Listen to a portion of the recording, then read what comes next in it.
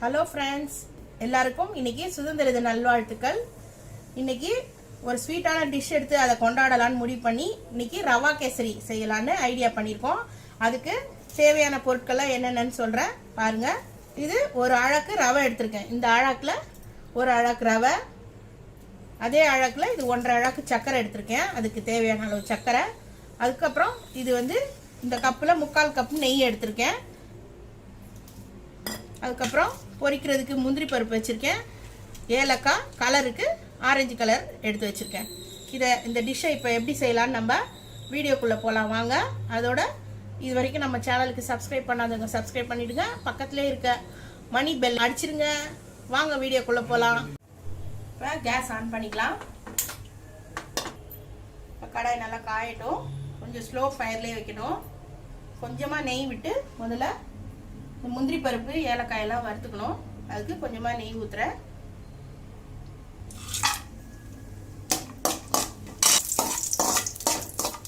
ஸ்லோவாக வச்சு தான் அந்த முந்திரி ஏலக்காயெல்லாம் வறுக்கணும், இல்லைன்னா முந்திரியெல்லாம் தீஞ்சு போயிடும். லைட்டாக கோல்டன் ஃப்ரை ஆகிற வரைக்கும் நல்லா வறுக்கணும். ஏலக்காயும் எதுக்கு போட்டு இதில் வறுக்கணும்னா நல்லா பொடி பண்ண வரும். இந்த நெய்லேயே ஏலக்காயை வறுத்தாக்கா, அதனால தான் இதில் வறுக்கிறோம். இப்போ இது நல்லா வறுப்பட்டுருச்சு. இதை எடுத்துடலாம்.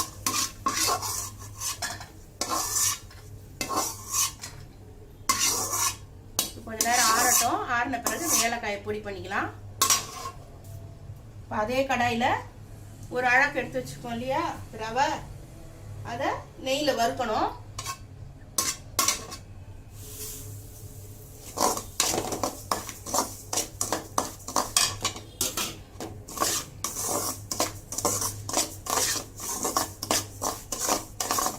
லைட்டாக கொஞ்சம் இந்த ரவையை கொஞ்சம் வாசனை வர வரைக்கும் கொஞ்சம் லைட்டாக இதை வறுத்துக்கணும். அப்போ தான் கேசரி நல்லா இருக்கும்.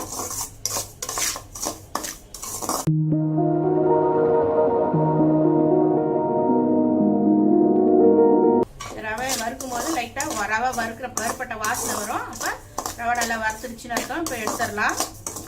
வறுப்பட்டுருச்சு ரவை நல்லா.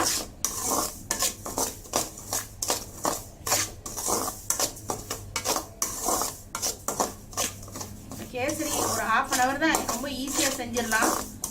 எல்லாம் ரெடி பண்ணி வச்சோம்னா ஒரு 1/2 hour தான் கேசரி செய்கிறதுக்கான டைம். இப்போ இது நல்லா வறுத்துருச்சு. இதை இந்த பிளேட்டுக்கு மாற்றிடலாம். இப்போ இந்த கடாயில் நம்ம எடுத்து வச்சுருக்கோம் இல்லையா, அந்த நெய்யை இதில் சேர்க்கணும்.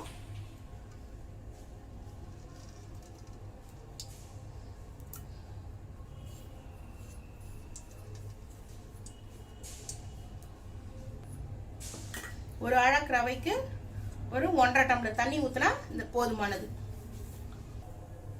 நெய் நல்லா உருகிடுச்சு.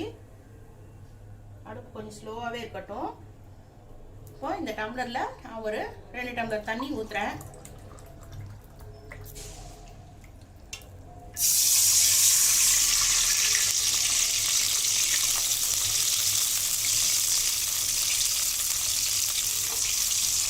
டம்ளர் தண்ணி இன்னும் ஒரு 1/4 டம்ளர் கூட ஊற்றிக்கலாம். ஒரு 1/4 டம்ளர் வறுத்த அந்த ரவை இந்த தட்டில் வச்சுருக்கோம், ஆற வச்சுருக்கோம். இது நல்லா ஆறிட்டே இருக்கட்டும். அதுக்குள்ளே இந்த தண்ணி கொதிக்கட்டும். இந்த கலரை இப்போ தண்ணியில் கொஞ்சம் கரைச்சி இதில் ஊற்றுறதுக்கு ரெடி பண்ணிக்கலாம்.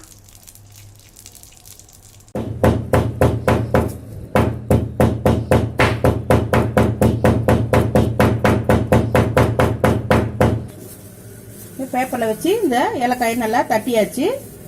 பாருங்க, நல்லா எண்ணெயில் இந்த நெய்யில் பொரிச்சதுனால இந்த ஏலக்காய் நல்லா பொடியாயிருக்கு பாருங்க. அதுக்காக தான் நெய்யிலே இது வறுக்கிறது. அவ்வளோதான். இதை எடுத்து வச்சுக்கலாம். இந்த ஆரஞ்சு கலரை போட்டு கொஞ்சம் தண்ணி ஊற்றி இந்த கலக்கி வச்சுக்கலாம்.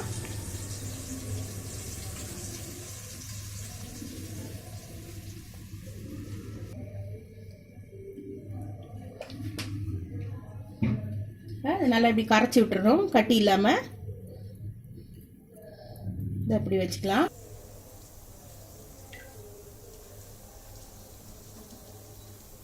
தண்ணி நல்லா கொதிக்க ஆரம்பிச்சிருச்சு.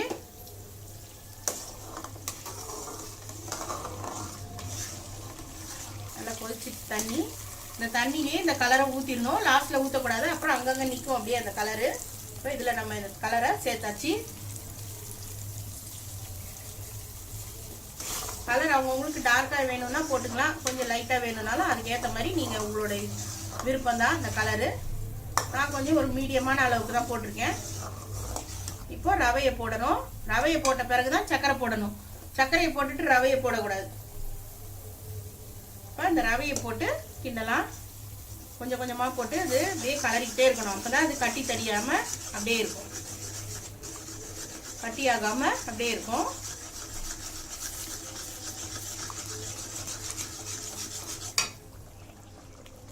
கொஞ்சம் ஸ்லோ பண்ணிக்கலாம் அடுப்பை.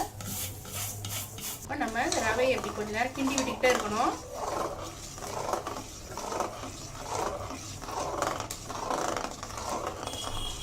இப்போ இந்த ஸ்டேஜில் கலர் கொஞ்சம் கம்மியாக இருந்தால் கூட இப்போ இந்த ஸ்டேஜில் சேர்த்துக்கலாம்.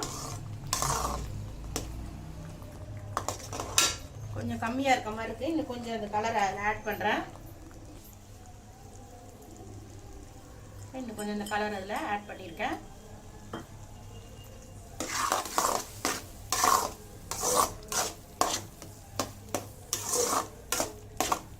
கலர் நல்லா கரெக்டாக இருக்குது. இப்போ இப்படி நம்ம கிண்டி விட்டுக்கிட்டே இருக்கணும். அப்போதான் இந்த ரவை கேசரி நல்லா உதிரி உதிரியாக இருக்கும்.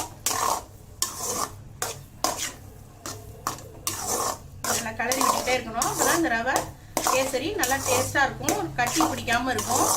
இப்போ இதே இப்படி கலரி விடும்போதே இந்த ரவை நல்லா வெந்துடும். இப்போ இது நல்லா வெந்துருச்சு ரவை. இப்போ இந்த ஸ்டேஜில் நம்ம சர்க்கரையை சேர்த்துடலாம்.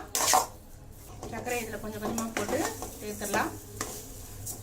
ஸ்வீட் இதை விட கம்மியாக வேணுன்றவங்க ஒரு அழகு ரவைக்கு ஒரு அழகு சர்க்கரை கூட போட்டுக்கலாம். நான் கொஞ்சம் கரெக்டாக இருக்கட்டும் போட்டிருக்கேன். இன்னும் இதை விட அதிகமாக ஸ்வீட் வேணுன்றவங்க கூட இந்த 1.5 அழகு சர்க்கரை கூட போட்டுக்கலாம். இந்த நான் எடுத்துகிட்ட இந்த 1.25 அழகு சர்க்கரை வந்து இந்த ஒரு அழகு ரவைக்கு கரெக்டாக போதுமான அளவாக இருக்கும். சர்க்கரையை போட்டு இப்படி நல்லா ரவையை கிண்டி விடணும். இதான் கட்டி பிடிக்காமல் இருக்கும். தண்ணியாக வரும். சர்க்கரை போட்டோன்னா ஒன்றும் பயப்பட வேண்டாம். கொஞ்ச நேரத்தில் திருப்பியும் கெட்டி ஆயிடும். பாருங்க, இப்படி கிண்டி விட்டுக்கிட்டே இருந்தால் எப்படி கட்டி இல்லாமல் இருக்கு பாருங்க கேசரி. இப்போ அது கொஞ்ச நேரத்தில் கெட்டி ஆகிடும். ஃப்ளேமை இப்போ கொஞ்சம் ஏற்றி வைக்கலாம்.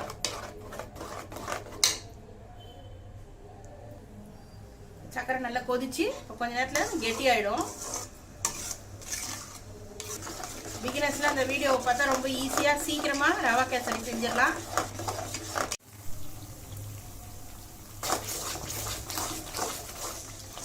பாருங்க, அப்படியே கெட்டி ஆகிட்டே வருது. இனிமேல் வரதெல்லாம் விசேஷ நாளாக தான் வரும். அதுக்கு இந்த டிஷ்ஷு ரொம்ப ஈஸியாக சீக்கிரமாக செஞ்சிடலாம்.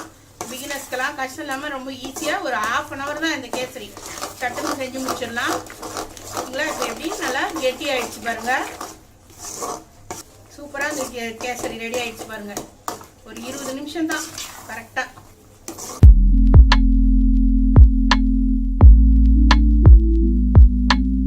வீட்டில் சின்ன குழந்தைங்களுக்குலாம் அந்த கேசரினா ரொம்ப இஷ்டம். அதனால் ஈவினிங்கில் கூட ஒரு நாளைக்கு இது ஒரு ஈவினிங்கில் ஒரு சின்ன ஸ்நாக் மாதிரி கூட ஸ்கூல்லேருந்து வந்த பசங்களுக்கு கூட செஞ்சு கொடுக்கலாம். நல்லா சுட சுட சாப்பிட்டா அந்த கேசரி ரொம்ப டேஸ்டியாக இருக்கும்.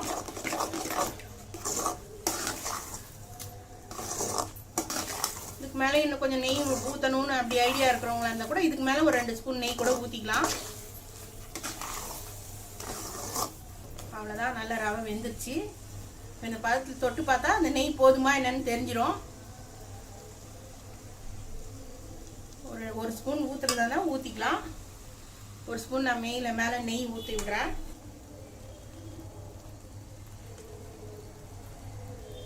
ஒரு ஸ்பூன் நெய் ஊற்றினா போதுமானது.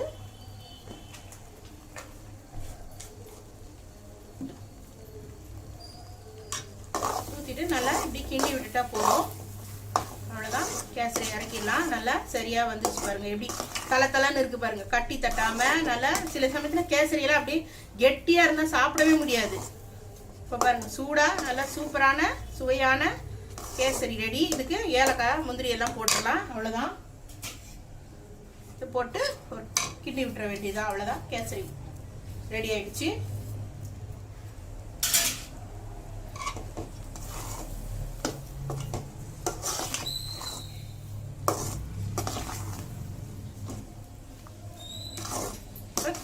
ஸ்டவ் ஆஃப் பண்ணிடலாம். கேசரி ரெடி ஆயிடுச்சு. நீங்களும் இதை செஞ்சு பாருங்கள். டேஸ்ட் எப்படி இருக்குன்னு சொல்லுங்கள். இப்போ கமெண்ட் பாக்ஸில் போடுங்க. இது வரைக்கும் நம்ம சேனலை சப்ஸ்கிரைப் பண்ணாதவங்க சப்ஸ்கிரைப் பண்ணிடுங்க. பக்கத்துலேயே இருக்க பெல்லை அடிச்சிடுங்க. தேங்க்யூ.